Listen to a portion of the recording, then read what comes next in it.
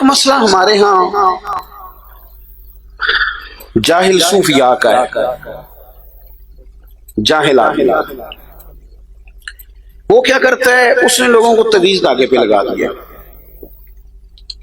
وہ جناب پیر صاحب اتوار والے دن بیٹھتے ہیں، صبح 9 بجے سے عصر تک وہ مردوں کو ملتے ہیں، پھر جمعرات کو انہوں نے خواتین کا ٹائم رکھا ہے تعویذ دینے کا۔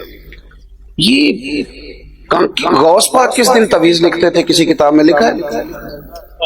کون سی تاریخ رکھی ہوئی تھی؟ تعویذ دینا جائز ہے، میں منع نہیں کر رہا، لیکن صرف اسی کو مقصد بنا لیا آپ نے۔ پھر لوگ بیچارے، غربت ہے، پریشانی ہے، دکھ ہیں، تکلیفیں، بندہ ٹوٹا بکھرا ہوا آیا ہے۔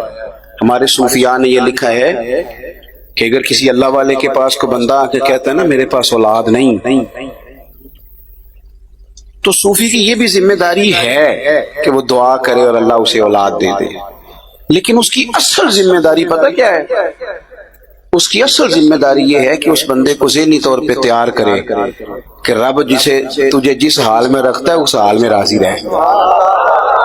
طریقت والوں کی اصل ڈیوٹی یہ ہے کہ اس کو مطمئن کرے۔ غریب آدمی نے آگے کہا جی بڑا پریشان ہوں، حالات بڑے خراب ہیں، اس کو دعا بھی دے گا، وظیفہ بھی بتائے گا، لیکن اصل کام یہ ہے کہ اسے کہے گا یار پیسے اگر اتنے ہی زیادہ اچھے ہوتے تو سب سے زیادہ سیدہ فاطمہ کے گھر ہوتے، یہ اتنے ہی بہتر ہوتے تو سب سے زیادہ سیدہ عائشہ کے گھر ہوتے۔ انہیں مطمئن کرے گا کہ اللہ رسول جس حال میں۔ یہاں عجیب کیس ہے، وہ پیر صاحب کہہ دیتے ہیں تینوں کسے کچھ کیتا ہے۔ اب کوئی نہ کوئی دشمن تو ہوتا ہی ہے نا، یہ تو نہیں نا بندے کا مخالف کوئی نہ ہو۔ وہ بیچارہ پریشان ہے، ساری رات سوچتا ہے، کبھی اس کی نظر چچی پہ جاتی ہے، کبھی پھوپھی پہ جاتی ہے، کبھی کسی پہ جاتی ہے۔ کیوں ظلم کرتے ہو لوگوں پہ؟ اللہ کی حضور جانا ہے۔ تھوڑے سے لالچ کے لیے اس بندے کو الجھا کے رکھ دیا بیچارے۔ اور آپ سے بھی عرض کروں گا، یہ کچی پکی باتیں ہیں، نظریاتی طور پہ کمزور ہو جاؤ گے۔ جو لوگ سانپ سے ڈرنے لگ جائیں وہ رسیوں سے بھی ڈرتے ہیں، پھر کمزوری مان جائے گی۔ کتنے زمانے سے لوگوں کو یہ بتا رہے ہیں کہ 2 بہنوں کا اکٹھا نکاح ہو جائے تو کچھ بھی نہیں ہوتا، لیکن وہ گھر جا کے خواتین سے تو بات جس نے کرنی ہے اسی نے کرنی ہے۔ ہم سے تو وہ حاجی صاحب مطمئن نہیں ہو رہے جو مسئلہ پوچھنے آئے ہیں۔ وہ کہیں ٹھیک ہے پیر صاحب ہو جاندہ ہے، پر تسی ایک راتی پڑھا دو ایک سویرے پڑھا دو، مہربانی کرو کر دو ایسا۔ کیوں؟ مطلب کیا مسلمان قوم بھی اس طرح کی ہوتی ہے؟ میرے پہ جادو ہو گیا، جوان لڑکا، جیتا جاگتا زندہ دل، اٹھتی جوانی، اس نے تو انقلاب برپا کرنا تھا اور وہ کالے جادو کا علاج کرا رہا ہے۔ اس نے پورے گاؤں کو، پورے شہر کو لے کے آگے جانا تھا، وہ تعویذ لیتا پھر رہا ہے۔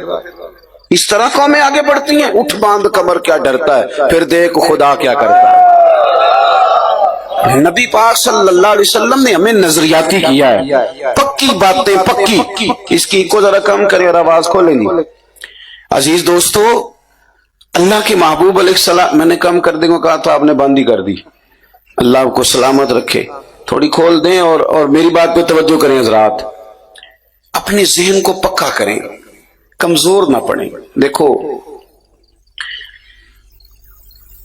سیاستہ میں، بخاری مسلم میں حدیث ہے، نبی پاک صلی اللہ تعالی علیہ وسلم کے صاحبزادے حضرت ابراہیم علیہ السلام کا وصال حضور کی گود میں ہوا، اور صحابہ فرماتے ہیں ہم نے دیکھا کہ حضور کی چشمان اقدس سے، مقدس آنکھوں سے آنسو بھی نکلے۔ یا رسول اللہ آپ رو رہے ہیں، آپ تو صبر کا حکم دیتے ہیں۔ فرمایا یہ محبت ہے، یہ آنسو محبت ہیں، ورنہ میرے دل اور زبان پر وہی ہے جس سے میرا رب راضی ہوتا ہے۔ اب اتفاق کی بات یہ کہ جس دن حضور کے صاحبزادے کا وصال ہوا نا، اسی دن سورج کو گرہن بھی ہو گیا۔ جوڑنے والے جوڑ دیتے ہیں نا باتیں، جوڑ دی بات کچھ لوگوں نے، انہوں نے کہا آج حضور کے صاحبزادے کا وصال ہوا ہے تو لو سورج کو گرہن بھی ہو گیا۔ آپ کو پتہ نا وہ بڑی ساری پیروں کی کرامتیں مشہور ہیں، بڑی ساری کرامت پیر کا کمال ہی نہیں، یہ کوئی کمال ہے؟ یہ تو ڈاکٹر سے بھی دوائی لیں تو آرام آ جاتا ہے، اس کو پیر مان لیں؟ کیا مذاق بنایا ہوا ہے۔ اور ایک اور بات بھی آپ کو عرض کروں، جتنا پیر زیادہ جاہل ہو اس کی کرامتیں اتنی زیادہ ہوتی ہیں، کیونکہ وہ جو عالم ہے اس نے تو غور کرنا ہے نا کہ بھئی یہ جو میں بات کہہ رہا ہوں قرآن و سنت میں اس کی کوئی دلیل بھی ہے کہ نہیں۔ تو جاہل تو آزاد ہے نا، اس نے موج ہی کرنی ہے۔ पता ही कोई नहीं जब किसी चीज का। मेहरबानी करें, वापस आए। मैं अक्सर दोस्तों से कहा करता हूं, मैं कहता हूं जिस तरह पुराने वडेरे अपने गांव में स्कूल नहीं ना बनने देते थे, इस तरह जाहिल पीर अपने आस्थाने पे मदरसा नहीं बनने देता। मुझे पता है पढ़ गए तो मुझे कैसे मानेंगे, ये तो खत्म हो जाएगा मसला। वो उलमा की मुखालफत करेगा, इल्म की मुखालफत करेगा, बात बात पे कहानियां सुनाएगा। इसको रोक दें, जी बड़ी हो गई वीडियो, आप बात सुने, बस थोड़ी देर में बात खत्म हो जाएगी। अल्लाह आपको जज़ा दे, गौर फरमाए। अब वो कुछ लोगों ने कहा कि ये सरकार के साहिबजादे ने विसाल फरमाया तो सूरज को भी ग्रहण हो गया है। नजरियाती पुख्तगी इतनी जरूरी है कि मेरे महबूब अलैहिस्सलाम ने जुमे का इंतजार नहीं किया, और गमज़दा भी हैं हुजूर आज, लेकिन इंतजार नहीं फरमाया। फरमाया लोगों को मस्जिद में जमा करो। सब लोग मस्जिद में जमा हुए तो महबूब ने खुतबा दिया। फरमाया लोगों, सूरज और चांद को ग्रहण हो तो ये रब की निशानियों में से निशानी है। इस तरह का मामला हो तो फिर इस्तिगफार पढ़ा करो, नमाज पढ़ा करो। और साथ ही फरमाया किसी के विसाल कर जाने से सूरज ग्रहण का कोई ताल्लुक नहीं है, इसके साथ कोई ताल्लुक नहीं। अपने आप को पुख्ता करें। महबूब दाइया इल्लल्लाह है, हुजूर ने हमारी तवज्जो कराई है अल्लाह की जानिब।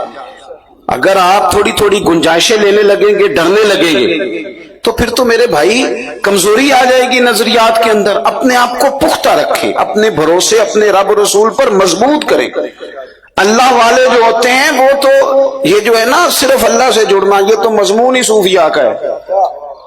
वो निकालते हैं दुनियादारों की तरफ नहीं जाना, ये तो उन्वान अहले तसव्वुफ का है कि सिर्फ रब रसूल से जुड़ना है, दुनियादारों की तरफ जाना ये तो उन्वान ही अल्लाह वालों का है। अपनी जिंदगी में ज्यादा से ज्यादा भरोसा रब रसूल पे।